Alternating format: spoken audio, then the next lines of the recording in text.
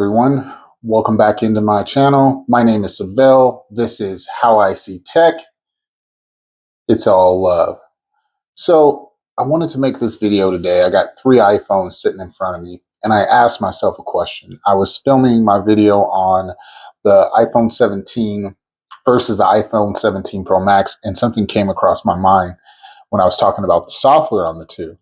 The software is exactly the same. So I was thinking to myself, how far back do I go and see where the software experience is not going to change on an iPhone?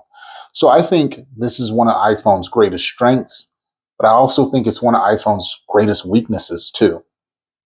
So before we dive too much into that, I want to say a big thank you, a big shout out to all of you that have liked, commented, and subscribed to my videos. I really appreciate it. It goes a long way, trying to build a community to talk about how we see tech.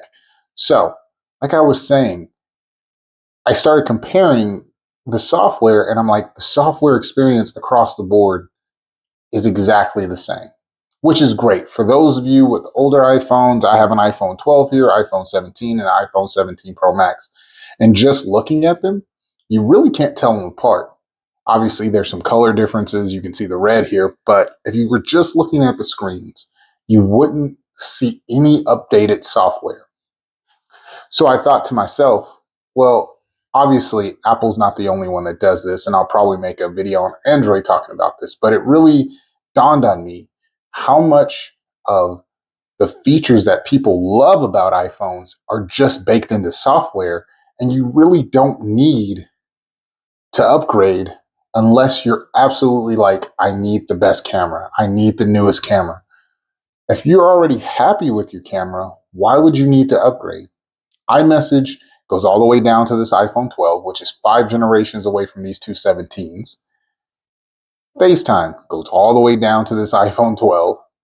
iOS 26 is on this iPhone 12. Customization, let's take a look real quick. Go into jiggle mode, hit edit. Okay, customize. Let's make it clear. Okay, got it already pulled up right here. Let's make it clear. Got it all the way already pulled up over here, but exit it out. Gonna pull it back up. Give me 1 second. Customize. Let's make it clear. All the way across the board, we just made it clear. Let's make it dark. Dark. Dark. You see that? The customization is the same. And this is 5 generations away. This is their top end. This is their entry level for what's out right now. And this is 5 generations before. And it all looks the same, which is great. You never feel left out when it comes to your iOS devices and your software. But my question for all of you, and I would love to hear from you in the comments, is the hardware worth spending the extra $400, the extra $500? You can find this phone for $200 on Amazon. You can find a 15 for $400 on Amazon, which is only 2 generations away and is going to have most of the things that the 17 has. I don't believe it has a Retina display. I don't believe it has ProMotion either. But if you're not really looking for ProMotion or a Retina display, still has an AMOLED display, still has the dynamic island, which is the cool feature that I talk about in my video comparing the 17 to the 17 Pro Max. I'll link that in the description if you haven't seen that one. Make sure you check it out after this one. I just had to ask myself, is Apple's greatest strength also their greatest weakness by making all their phones so similar? But then, like I said, not just talking about Apple here, also got to think about, what does this look like on Android? I'm gonna check that out too and make a video as well. But I want to pose this question to you all. Do you think it's worth it to have this high phone bill, or if you do it through a carrier, spend extra on your phone bill? Or is it better just to buy it outright on Amazon, get it used or something like that, get a generation or 2 behind and save some money? I don't know. I kind of feel like when it comes to these iPhones, they're too similar to feel the difference when the next one comes out. Yeah, there's some things, like I said, the dynamic island, but if you go 2 generations back, you can get that dynamic island. This is $800, this is $1,200, and you can get it for $400. The software is very, very similar. And I may try and get my hands on an iPhone 15 and kind of test it out and see what my thoughts are around it. But right now, I'm thinking, you're not really missing out on that much. Yeah, I know the cameras are better. We can actually, let's do this real quick. Take a picture of Ian Malcolm cereal here. See how much better, right? Real-time photo.